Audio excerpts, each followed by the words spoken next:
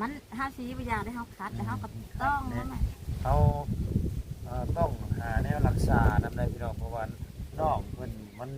คันบอดแล้วบ่เจ็บบ่ปวดบ่เครื่องนี่ยังโอเคนะอันนี้มันเจ็บมันปวดเนาะนี่เด้อละว่าเอาให้ไปซื้อขนมเด้อเอาเนี่ยแหละเอาเงินน้ำผู้ใหญ่เพิ่น นี่ ใจเด้อ เอาพี่น้องพี่น้องเลยสำหรับคลิปนี้ทั้งมาไล่กะ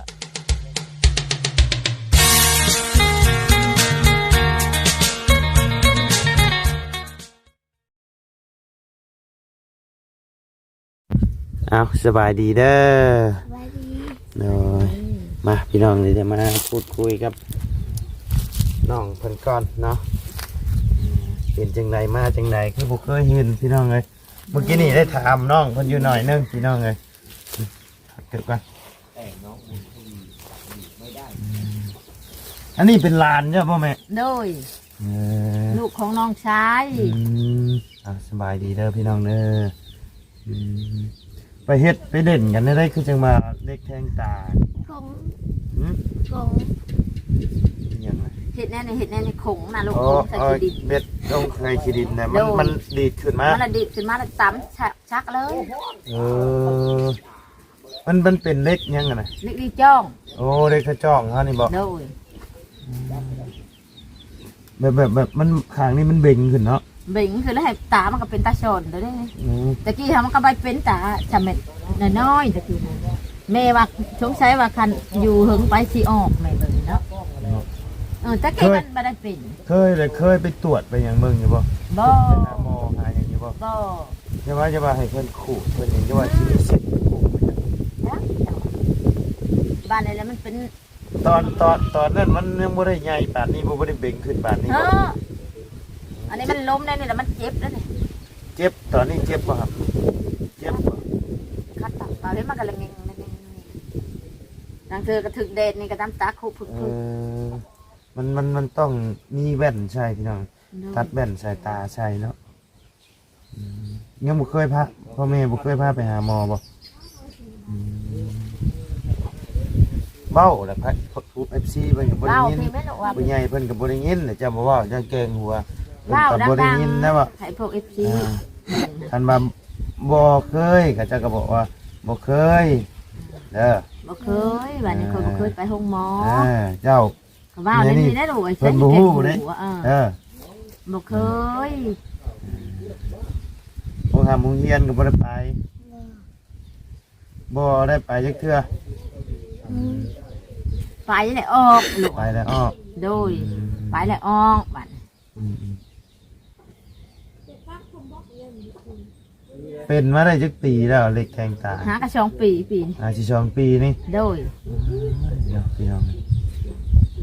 เสียตาครับพิการตาคนบักรอเนาะ บ้านนี้เลยแม่ว่าหน่วยตานี่แหละมันสิเป็นอันนั้นเลยเด้มันสิเด้งออกเลยเด้แต่กามันเป็นตาขาวมันเป็นตาขาวแบบ แต่ตะกี้กับมันก็บ่ได้ดูนอกงานในนี่บ่ บ้านนี้มันเป็นตาขาวเม็ดใหญ่ๆได้บัดนี้ ซื้อ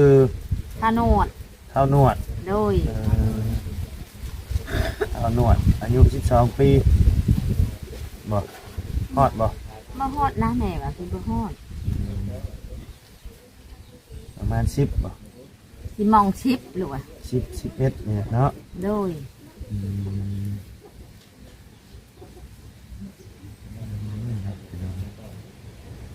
บัดเจ็บนี่บัดเวลาเจ็บนี่น้ำตาคุผึกๆละเงงละเงงละเงงนะ อันนี้น่ะเป็นลูกของน้องชายเจ้าบ่ โดยเป็นหลานทีมน้องชาย หลานจริงๆเลย โดยน้องผู้ชีชุดเด้ตัว ถ้าแบบว่าไปหาหมอไปลอกตาลอกหยังแบบว่าเป็นตัดแว่นใส่ตรงใส่ตาให้ก็ออกแดดออกหยังก็คือสิบ่เจ็บบ่ปวดแล้วเนาะ โดยมาได้ไปหาหนู บ่ตอนที่เพิ่นถือก็บ่ได้พาไปเลยบ่ บ่ เลือดบ่ได้ออกบ่ โอ้บ่หำเลือด บ่ เลือดบ่ออก สิมันดีไปทางยาวนี่ดีกัน มันชุยไปในนี่บ่ โดยก็โอ้จนขาไม่ได้ลูกจนแม่เขาดึงออก คาเลยบ่ ค ขาแล้วจนแม่เขาดึงออก มันก็ใบนอน3-4 คืนถูก เจ็บแล้วเนาะ มันเจ็บใช่คีมินแบบนั้นใช่คีมินมันทั้งเจ็บแล้วแม่ว่าเอา แต่ว่าตอนนั้นตอนที่นั่นน่ะมันบ่ได้ดูดออกมาคือในนี่เนาะ มันบ่มีขาวๆอีกทีมันเป็นขนมหมดเลยมาแล้วเป็นเม็ดขาวๆเลยตากระตูน ตาดูนออกเนาะ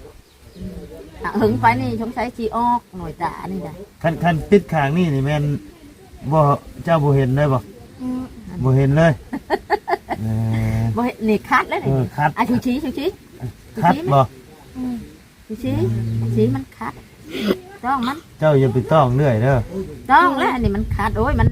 ไปน้ำแดงเห็นว่ามันขึ้นมาแล้วงั้งแล้วมันก็รูปลงนั่นนี่มัน เป็น คัด น้ำเจ้าถูเรื่อยแล้วมันจึงโน่นขึ้น มันเจ็บ เจ็บเลยพี่น้อง ต้องมัน อุบัติเหตุเนาะเล็กน้อยหยอกกันนั่นแหละเจ้าเฮ็ดเองเจ้าบ่ โดย ไผหยอกนี่แหละเห็ดเองละมาคงนี่คงเลยจักอยากเห็ดจัง น้อยกำลังคิดดื้อเนาะ โดย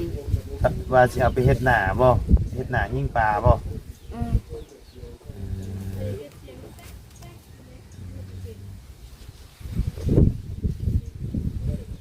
ข้าวกินน้ำกินแซ่บอยู่บ่เจ้าคือจ้อยแท้ อันนี้ทำผ้าถึกตัวนี้ปีแล้ว ตัว นี่ นี้ผ้าตัวนี้ ผ้ามอดเตยจนมอด ความขี้ดื้อขี้ดื้อฮะ อันนี้เลยล่ะห่างเอ็นกับซีบจังปันไดนี่นะ จับกำได้ปกติบ่มือนี่ อักชีดักลอย โดยแต่ว่าให้สิโดย โดย อันนี้ ไป คือ ที่บ้าโดยชูชี้ลาตาค่ะ เจ้าจะชี้ตานะ โดย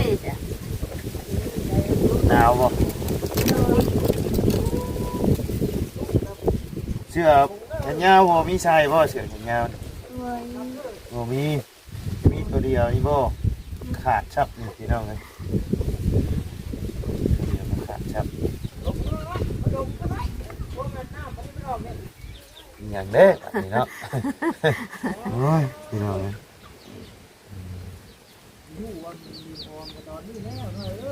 เพิ่นมีไอ้น้องกันจักคนนี่แม่ มียังสองเนาะอันน้องหันยังผู้นึงบัดนี้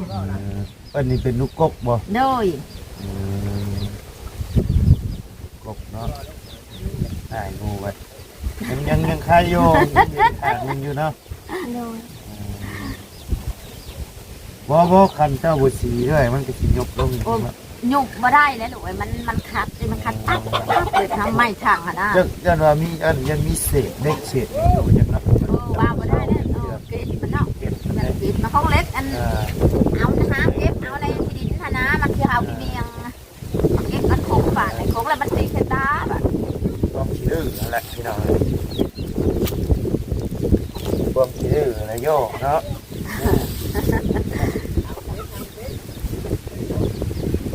แต่การนัดแม่คือแม่นี่น้ำไม้ชู้เราหนึ่งแม่กันจนว่า โอ้ยเอาจะเหยื่อเข้าชื่อยังขัดเครื่องเป็นอะไรเบ้างขัดแบบว่ามันใหญ่แล้วมันบ่ออกนะแบบว่าหาเย็น อันนี้แม่อย่างว่าเอามีเก็บให้เรามันก็รักษามันอย่าง แม่ นั้น เขาจะมันมีเกล็ดนี่อย่างต้องไปหาหมอซองอย่างเบิ่งเนาะ บ่มีเงินน่ะแล้วลูก พ่อแม่กับบริภาพไปเลยเนาะ แล้วแต่ย้อนบ่มีแหละ เพราะว่าน้ำตาเพิ่นไหลตลอดเลยพี่น้อง ไม่แต่แล้ว อยู่ลมในนี่แห้งคัดเลยเนาะ โดย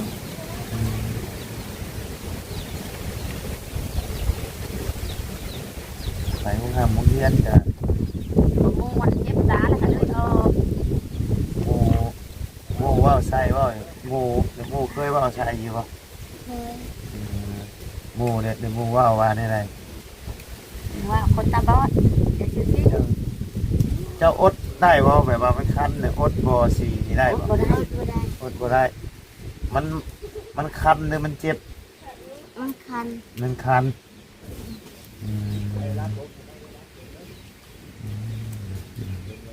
ไม่ได้ชื่อยาชื่ออย่างมากินไม่ได้ชื่อยาหยอดตาหยอดอย่างบ่ บ่ ไม่ได้ชื่อเลย ยังมาชื่อยาหยอดตามาใส่มา บ่ อย่าง เลยได้หยดเลยลูก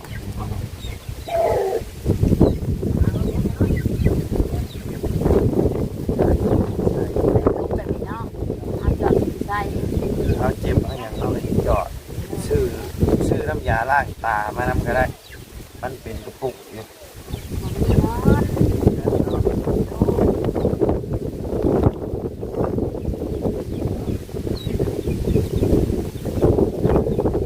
ยาหยอดตาประมาณ30,000นี่แหละแต่ว่านั่นก็เอาเป็นยาหยอดตาเอาเป็นยาล้างตากับหยอดตาก็ได้ตัวล่างก็ตั้งหากนะตัวล่างก็ตั้งหากตัวหยอดก็ตั้งหากตัวล่างมันชี้ขึ้นมาประกวดรวมถึงเอากับมือตาใช่ไหมมือตาใช่ไหมครับเจ้ายาหยอดตาเอาเวลาเขานอนนะฮะหยอดใส่มันเจ็บ มีเงินซื้อ ชื่อ มีชื่อ โดย เอาคันระบาวได้เข้ามาเดี๋ยวระบาวชื่อให้เนี่ย โดย อย่าหยอดตา อืม ใส่แล้วมันสิบ่เป็นหยังบ่เนาะก็คือสิบ่เป็นหยังเนาะ เฮ้ยสิบ่เป็นไงวะของเฮาล่างได้เนาะ ล่างตาเด้ ตาบัดอันนี้บัดตาโบดตาโลแล้วฮะกับบัดล่างบัดนี่คงบ่แม่นเฮาสิอันนั้น คันล่างคันดูแลแต่แรกๆก็จักว่าสิเฮ็ดมัวอยู่หยังเนาะ เห็นแต่บิดฮะเห็นบ่หันแต่จะบิด ตอนแรกอะเห็นบ่เออท่านปัวท่านอาจสิมีสิทธิ์เห็นเนาะอีกเนาะแต่ว่านี่แหละพี่น้องเอ้ยย้อนความทุกข์ความยากนี่แหละพี่น้องเอ้ยเนาะก็บ่ได้ไปหาแพทย์หาหมอพี่น้องเอ้ย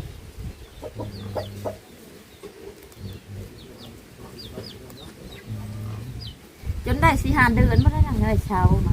พวกมันดีชะตาแก้วเฮาเนาะมันดีตาแก้วเฮาน อนไห้อยู่ได้เนาะแรกๆนี่เนาะไห้บ่ กลางคืนแห้งให้กลางคืน คิดเห็นภาพตอนนั้นบ่เนาะเจ้าเลยเฮ้ยขนลุกเลยเนาะเจ้าอย่าไปหาเฮ็ดเด้อบัดนี้เด้ออย่าไปหาเด็ดนั่นเด็ดนี่เด้มันเข้าอีกข้างนี่นะเรียบร้อยเดี๋ยวบัด ให้สิจูงเนาะ บ่มีผู้จูง เมียก็บ่มี มัน คัดแล้วบัด คันใหญ่คันหยังแล้ว มีลูกมีเมียอะไรยังใครเด้อันนี้ยังน้อยๆอยู่ลูกเมียก็บ่มีบัดมีลูกมีเมียยังบ่ลูกเมียดูแล ในพระจะแก่ไปถ่ายไปหยังเลยพระจะจูงบัด พ่อแม่ก็เว้นเท่าแล้วบ่พ่อแม่ ยัง ยังอยู่บ่ โดยน้องชายลาก็ยังก็ น่าเนาะ หาก็ได้ลูก2 คน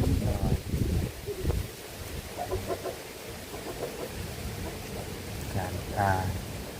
จนเอามาหอดเถียงกับเขาจนไปอยากเบิ่ง เออ ขมูบอกว่าเอาบุคุ้มมาเลยกะทีบ่เบิ่งหอดตาว่าเห็นลิ้นจักกะดี เอาคมคือมาอยู่เทียงที่บ่เล็กจะถอดเอามาให้แม่ถอดให้ ถอดมาได้สิเปิดบ่กล้าดึก เพราะอันตอนนี้นั่นน่ะตอนเด็กผ้าน่ะพาไปหาหมอให้หมอถอดหมอยังให้แต่ว่าสิดีไปจั ยัก ง ว่าสีเช้ายักคือรู้ว่ามันยักขนาดแต่เฮาเลยเอายาหยดเข้าไป แต่ว่าเขาเห็นแล้วเขาขึ้นน้ำบ่ทันน่ะเขาเห็นแล้วเขาอยากถอดเนาะ โดยอันย้อนบ่มีแหละลูก แต่ ก็ ว่า อยากโทษ บ่ได้มีเลือดมีหยังออกเลย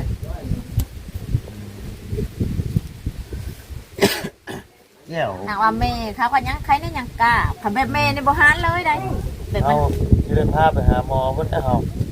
แม่ก็ว่าแบบมันคักก็ดีแล้วแม่แฮงบ่หาน แบบแก้วไอ้แก้วตาข้างนอกมันสิมันแตกนะ เจี้ยมัน เจี้ยตาข้างนอกเจี้ยตาลำที่ยังแตก เจี้ยหุบคนน้อย แบบคล้ายๆไก่ตาแตกนะครับพี่น้อง ก็ไปหัวแล้วแม่ความหมายแล้วนั่น เอา ก็เบิ่งว่ามันจะสืบมือคือไป คือเบาไล่นี่เคยเล่นไก่ตีได้พี่น้องเวลาเข้าไปเอาไปตีเป็นอย่างไรใกล้บางโตมันต่ำเรือแล้วมันตาแตกเนาะมากอะที่ออกทรงนี่แหละพี่น้องแบบตาไก่ตาบอดอหยังไก่ตาบอดแต่ว่าไก่ตาบอดแจ้งอหยังเขาเอิ้นนะแต่ว่ามันแบบตาไม่ได้ฮิปลงไอ้นี่แต่ว่ายังเป็นลูกหน่วยตาอยู่พี่น้อง แบบก็คือตาไก่ตายังนะใครแน่นอนลุงฮาทามักผิดแดงก็คือเพิ่นว่านะ แม่น แล้วมันก็ฟัง หน่อยเพราะคันมันแตกเลยกับมันกับโบนั่นนะโกนลงเลยคือกันเลย เลย อันนี้ก็ยังดีแต่ว่ายังมีเหลือเป็นหน่วยอยู่พี่น้องกันแบบว่า ใคร คันบ่เหลือเป็นหน่วยนี่จักสิ โอ้คันโกนลงเลยก็บุ้มลงเลยนะคนอยู่บ้านมาไล่ก็ตาโกนขาดนึกชื่อแม่ชื่อแม่ตู้แวนใช้และสายยาเพิ่นแม่ตู้แวนตาโกนพี่น้องเลย เพราะว่าเราตาโกนข้างหนึ่งเลยพี่น้องสายยาเราคนเอิญบ้านพี่น้องเลย อันนี้กับเจ้ากับชินีสายยาคือกันแล้วนี่เนาะเพราะว่าเขาเอิญเจ้าในไหน ไอ้หนวดตาบอด อันนี้จะมีสายยาอะไรพี่น้องกันต้องมีคนเอิญในนี่แหละพี่น้องกันโดยเอาหอยมินนี่เอิญคอยไปกินกูกินแล้วมีสายยาแล้วดอกพี่น้องเลยคันอะไรว่าเกี่ยวกับอย่างกันตามไอ้นี่ไอ้หนวดตาบอด ไอ้หนวดตาบอด อยู่บ้านมาไล่นะเมตู้แวนตาโกนเหมือนเดิม อันนี้มันเขาเอิ้นไอ้หนวดตาบอด ตาแล้วโกนลงเลยได้แล้วก็ทูไปบะไปเว้นเนาะพี่น้องกันเพราะว่าอันโดยเพราะว่าเฮากะเว้าตามที่ว่ามันเป็นตามสายยาพี่น้องเลยกะขั้นไปหาหมอหายังกะแต่ว่ายังสิมีสิทธิ์สิเฮ็ดอยู่บ่ด้วยจังใดเนาะพี่น้องเลยแต่มีคำว่าตัดแว่นตัดอย่างไส้แหละเวลาลมเวลาแหละเวลาอย่างมันบริพัดแถวตามันก็บ่เจ็บเนาะชีเลยพี่น้องเลย ต้องมันคัดมันตาคุ้มอยู่แล้ว มันคันเนาะเจ้าถูด้วยมันโปขึ้นจะลองกระตาให้ฉุดออกแล้วลองบ้างกูอ่ะหักตอนนาไปในที่ได้เสียหดตาเสียหดคนเป็นตาบอดแบบว่าไล่ว่าวนี่นะมันห้าสีไปอย่างได้เขาคัดแต่เขาก็ต้องนั่นแหละ เขาต้องหาแนวรักษานั่นเลยพี่น้องเพราะว่าน้องเพิ่นมันคันบอดแล้วบ่เจ็บบ่ปวดบ่เครื่องนี่ยังโอเคนะอันนี้มันเจ็บมันปวดเนาะจับผู้ร้ายกันเนาะมันได้เอาบางทีได้ลบข้าวที่ลบ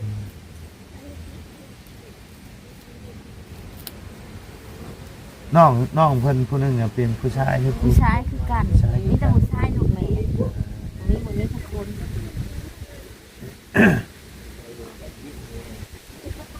น้องเบากรรมด้วยอันนี้เบาหนวดสีหนวดดิ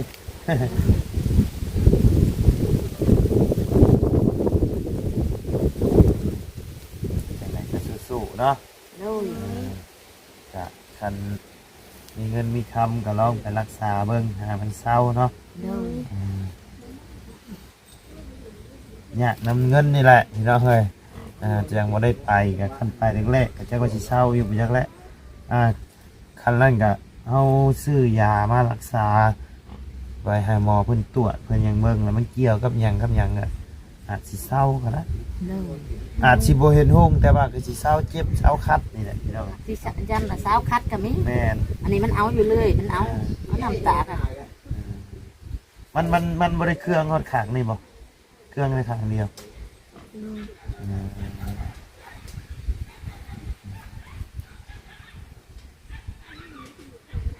เจ้าก็บ่ได้คิดจะกลับไปทำไปเฮียนบ่อยู่แล้วจ้ะยังคัดตา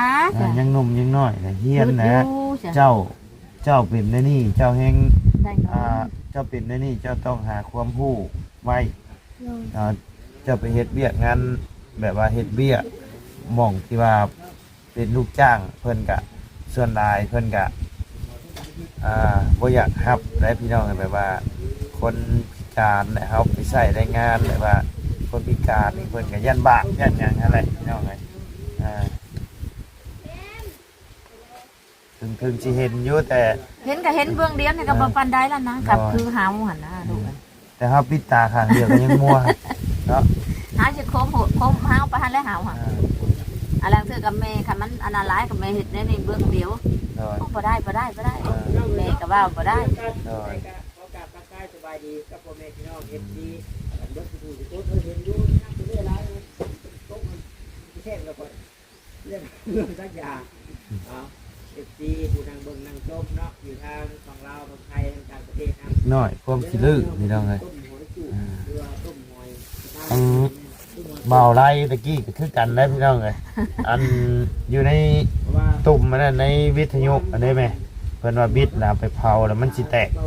มันสิเป็นระเบิดมันพากันบิดอะไรกับเอาไปโผใส่ไผ่เลยกันพากันแล่นบัดนี้เพิ่นบอกว่าตำรวจสิมาพี่น้องเอ้ยตำรวจสิมาในย่านน่าจะสิประมาณนี้แหละซ้ำน้องเพิ่นนี่แหละพี่น้องเอ้ยไปกับหมู่ 3-4 คนพากันจุไผ่ขึ้นแล้วก็บิดเผา อันน้องน้อยก็คือกันนะจำนี่แหละหยัดในมะขามขาวดัง เนี่ยให้คำกำลัง โดย ครบแล้วก็มันหยัดใส่ดัง3 มื้อเอาออกบ้านเลยเอาออกอยู่ห้องหมอ แล้วบอกอยู่ห้องหมอพูด โดยเห็ดในได้ก็ยังบ่ออกมันตึงแล้วเนาะมันก็ตึงเขาอนุญาตเอาไปตึงแล้วหนูในมะขามของกระดิ่งนะยกเอาข้ากับปั้นแม่ใส่เองโอ้ปุด ดุดเลย ปุดเลยแพทย์จะว่าโอ้ยอะไรมาอันนั้นพี่ช้างเราแม่เดี๋ยวเพิ่นให้แล้วบาดมันขับ ใช่ยุเป็นในมะขาม ใครก็ยาดอกหลุยนอนมันก็สิหันใจบ่ได้ หันใจข้างเดียวเลยที่ โดยอยู่ไปมาอาจจะนางเอ็กก่อนจะดังกู ขี้ดื้อเลย ที่ดื้อมาได้คีบอีกอันนั้นก็ลุงเพียนเป็นหมอเป็นเพจนะแล้วหักคือว่าแล้วมันบ่แพงตะกี้แม่เสีย100,000นึงในมะขามไม่1,500,000ตะกี้100,000 1,500,000นี่ก็แพงนะเนาะโดยเพิ่นเอิ้นไปกินหอยกินได้อยู่บ่หอยเจ้าบ่ได้คาดำหยังบ่บ่ได้คาดำหยังเนาะ คือจังอยากชี้ไหมหนุนชี้แล้วมันคัดจะดัก คือจังอยากนอนตลอดเลยพี่น้องเอ้ย มันคัดเด้ คัดเนาะ อันล้มในเพิ่นแห้งบ่อยากติงเนี่ย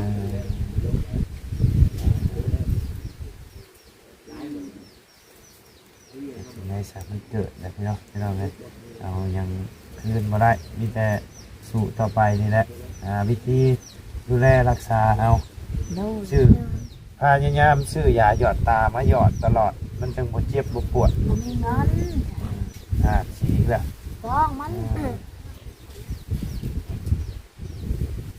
จังหวัดชุมมือนี่ก็ยังเด่นคือเก่าอยู่ประยักเล่นเด็กเด่นยังเด่นอยู่บ่ยังดื้อคือเก่าบ่บ่ดื้อแล้วบ่บัดนี้ยังขึ้นย่านอยู่บ่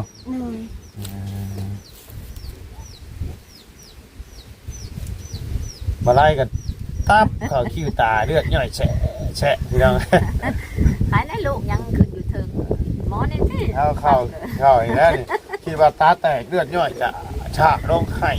เมื่อหาพระเถ่าแล้ว ไข่เมื่อหาพระเถ่าตาเขาแตกแล้วตาเขาแตกแล้วไข่เพิ่นโน้เพิ่นสยำเพิ่นมันเคี่ยวหมากเลยทางบ่ไล่แบบก็ง่ายเป็นก้นขี้เดียดนะพี่น้องเลยเพิ่นสยำไว้ปูกับขม่าใช่เพิ่นสยำปูใช่พี่น้องปูให้เพิ่นใช้ขี้เดียดให้อีกขี้เดียดน้ำลายเพิ่นนะเพิ่นยำเพิ่นยำมาแปะใช่นะเพิ่นอีกขึ้นไอ้เพิ่นขึ้นเลือดของเพิ่นนะบ่ให้เลือดอัดเลือดบ่ให้มันไดอะไรตัวมือในกันยาพลังลูกอ่ะไปในการโคกระเช้าใช่ลูกยาพลังยองมันเป็นได้หยาพลัง ใช่มันก็เอื้อนเราแล้วลูก บ่มันเป็นต้นได้หยาพลังมีบ่นี่ นี่อะไรวางครับนี่ ใช้เจ้าประเทศก็เอามาเบิ่งดูหยาพลัง เอาเบิ่งดูครับมีบ่นั่น เป็นอะไร เนี่ยย่องผ้าถือยังถือเป็นย่องไปมาเนี่ย หยาพลังบ่ ดู อ๋อบางคนเพิ่นเอิ้นต้นหยาคิ้วพี่น้อง ดู บางทางบ้านว่าไรเอิ้นต้นเทิน คือกันเนาะ แม่นอันนี้ พี่เป็นยาพลัง หยาพลังกันครับอันนี้ก็ไม่อันแท้นะพี่น้องเลยบางคนเพิ่นก็ขุดอาหารมันไปต้มดี กระเพาะบ่เพิ่นว่านะ โดย แม่นบ่แม่ โดยดี กระ ขึ้น เพาะ เข้า ดียืนท้องดีกระเพาะนั่นแหละบ่ไล่ก็จำบ่ได้ครับทั้งบ่ไล่น่ะเอิ้นต้นเทินอันนี้ทั้งนี้เอิ้นหญ้าย าพลัง หญ้าฝรั่งพี่น้อง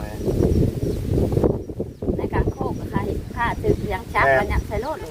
หยับขึ้นอยู่เลยเนาะ โดยถ้าหาประทับใส่ไม้ทำเป็นหยับ มีย่องนี่ก็ได้นะ โดยมันจะมีน้ำมาหักเตะได้เลยแล้วอันนั้นมันตัด โยครับเข้าเลิกดีกับอยู่แล้วพี่น้องแต่ว่าก็ได้โยกพี่น้องเลยก็ได้ผลโยกหา โดย ขึ้นเลือดขึ้นอย่างเนี่ยได้โยกคนรอจะเชื่อพี่น้องเลยเนาะพี่น้องเลยจะประมาณนี้แหละพี่น้องเลยน้ำข้าวเพื่อนน้องเลยเพื่อนมาเล่นเป็นครั้งแรกมาไล่กันหาพ่อน้องเพื่อนว่าเด็กตับตาเนาะตาบอดเลยพี่น้องเลยแต่ว่าก็ยังเครื่องยังอยู่พี่น้องเลยเราต้องซื้อยาหยอดซื้อยาล้างตานะฝุ่นยังเข่าเลยเพราะว่ามันสีบมีเยื่อทั้งนอกแล้วมันฝุ่นเข่าแล้วมันเครื่องมันยังเนาะเราต้องล้างฝุ่นล้างยังออกเนาะ ทำแบบคนใหญ่นี่ตัดเว้นมาใส่หลังจากอยู่ไข่ เพราะนี่ก็เล็กน้อยก็ใส่ได้เพราะว่าเพิ่นก็สิหมอเพิ่นสิตัดให้เข้ากับสายตาได้เด้ โดย เพิ่นก็ตัดเข้ากับสายตาเฮานั่นแหละคันคือผู้เฒ่าเพิ่นก็ตัดตามสายตาแล้วเพิ่นก็วัดสายตาเฮาคือกันเด้ โดย ได้เบิดเล็กน้อยเล็กๆได้เบิดรุ่นผู้เฒ่าเพิ่นก็ตัดวัดสายตาเฮาคือกัน โดย บ่แม่นว่าเฮาอยู่ๆแล้วเฮาสิไปซื้อมาก็บ่ถึกคือกันนะใส่นี่ก็บิดหัวแล้วนะคันแว่นสายตานี่พี่น้อง ได้แม่ยังกับใบอันนั้นละเจ็บหัวแม่ใช่ เลยมันบ่ถึกกับสายตาเจ้าอะนะ โดย คันเจ้าไปตัดมานี่มันก็โล่งมันแจ้งกว้างหมดแล้วละคันแว่นสายตานี่ก็เพราะว่าเอาไปตัดให้มันเข้ากับสายตาเฮาเลยเด้อันนี้ก็คือการตัดแว่นตัดหยังไงนี่ก็โอเค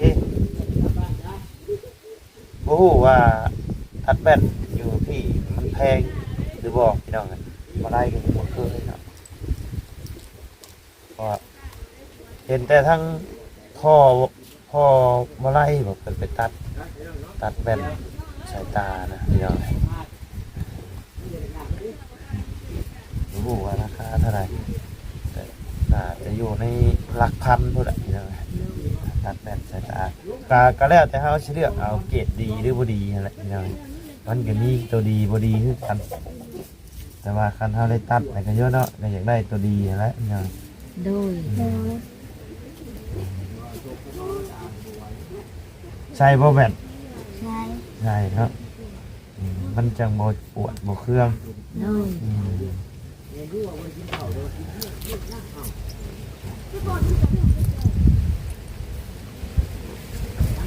เงินพี่น้องเพิ่นไว้ซื้อขนมมากินเงินใบยังไง แล้วเช้า ใบเช้าผู้อยู่เนาะไปเฮียนเด้อ โดย เจ้าเฮียนห้องปออะไรจ้ะ เพิ่มสาม ปอสามจะออกได้จักปีเลย หางก็ออกนี่แหละลูกอ่ะคับตาแห้งก็ออก ก็ออก โดย2ซัมเมอร์นี่แหละเย็บแล้วก็ออก ไปเฮียนเด้อ โดย เจ้าเป็นไอ้นี่เจ้าต้องให้เฮียนให้มันเก่ง มีนากินนะ ๆแม่น เด็ดมือ ว่าเฮียนเฮาเฮียนชั่วมือนี่โลกโซเชียลมันก็สามารถสร้างรายได้หาเงินหาคำได้นี่คือละว่าวนี่กะหาเงินในอากาศคือกัน มันลำบากไป อ่า อ้ายไปหาเงินตามอากาศได้ หาเงินตามอากาศคือกัน โมเมนต์ที่อ้ายไปชั้นชูงคือชูง บ่ได้ขึ้นชั้นชูงนะ ชูงเลยไปหาแต่ชั้น นางเบ้าอย่างเงี้ยนางเบ้าใช้โทรศัพท์ก็ อ้ายนั่ง ได้ เล่าโทรศัพท์ก็ได้เงิน มาเบ้ากับเจ้านี่นะ นี่เด้อละว่าวเอาให้ไปชื่อขนมเด้อ